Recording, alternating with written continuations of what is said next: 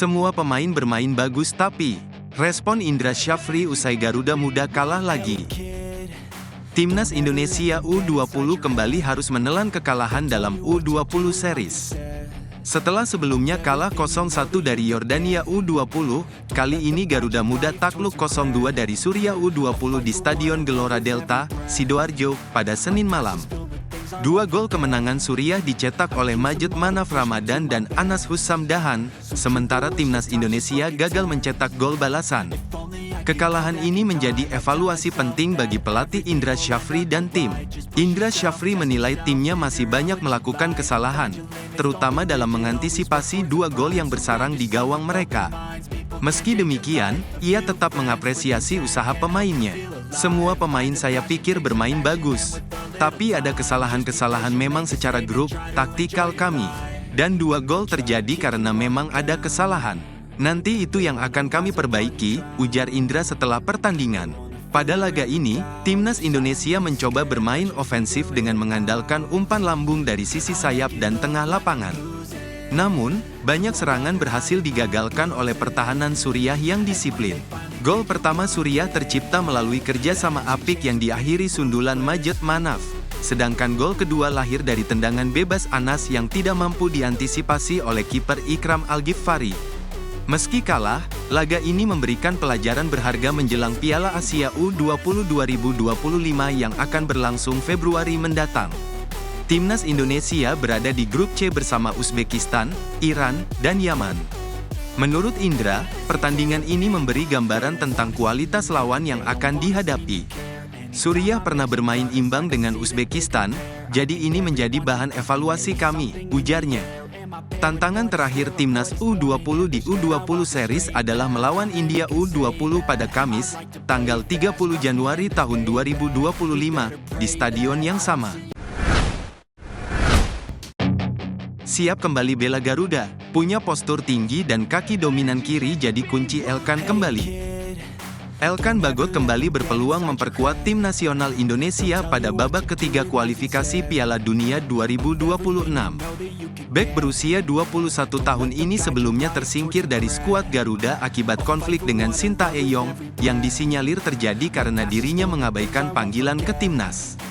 Namun, kehadiran pelatih baru, Patrick Kluivert, membuka kesempatan bagi Elkan untuk kembali membela negaranya, terutama dengan postur tinggi 194 cm yang menjadi salah satu keunggulannya. Selain masalah dengan pelatih, Elkan juga absen dari timnas karena cedera paha yang dialaminya pada tahun 2024. Berdasarkan data dari Transfermarkt, cedera tersebut membuatnya harus menepi selama beberapa bulan.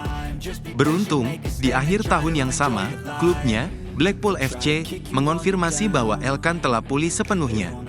Sebagai bek yang telah tampil 22 kali dan mencetak 2 gol bersama timnas, kembalinya Elkan diharapkan dapat memperkuat lini belakang skuad Garuda. Elkan merupakan salah satu dari sedikit bek tengah Indonesia dengan kaki dominan kiri, sebuah keunggulan langka di timnas. Selain Elkan, hanya Justin Hubner yang memiliki karakteristik serupa. Meski ada nama Nathan Chu Aon dan Kelvin Verdong, keduanya bermain di posisi berbeda, yaitu bek kiri dan gelandang bertahan.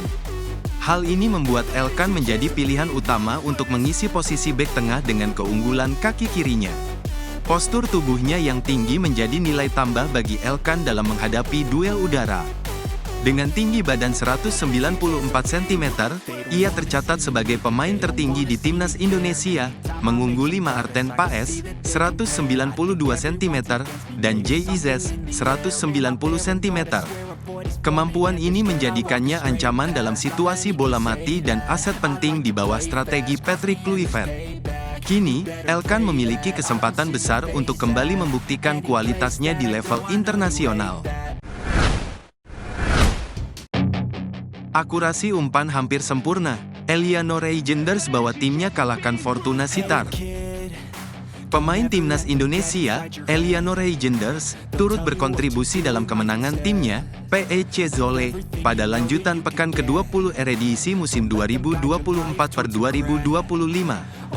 Dalam laga yang digelar pada Minggu tanggal 26 Januari kemarin, PEC Zwolle berhasil meraih kemenangan besar dengan skor 4-1 saat bertandang ke markas Fortuna Sittard.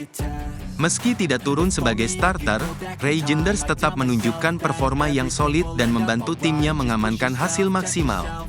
Eliano memulai pertandingan dari bangku cadangan, berbeda dengan laga sebelumnya melawan PSV Eindhoven, di mana ia tampil sejak awal sebagai bek sayap kanan.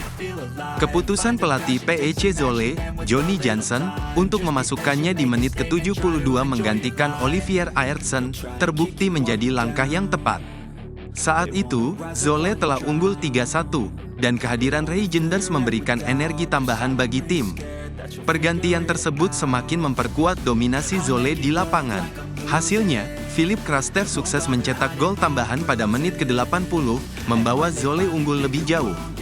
Dalam 18 menit penampilannya, Reijenders mencatat akurasi umpan luar biasa, yakni 92%, dengan berhasil menyelesaikan 12 dari 13 percobaan. Berdasarkan penilaian Fotbom, pemain berusia 24 tahun ini mendapat rating sebesar 6,2.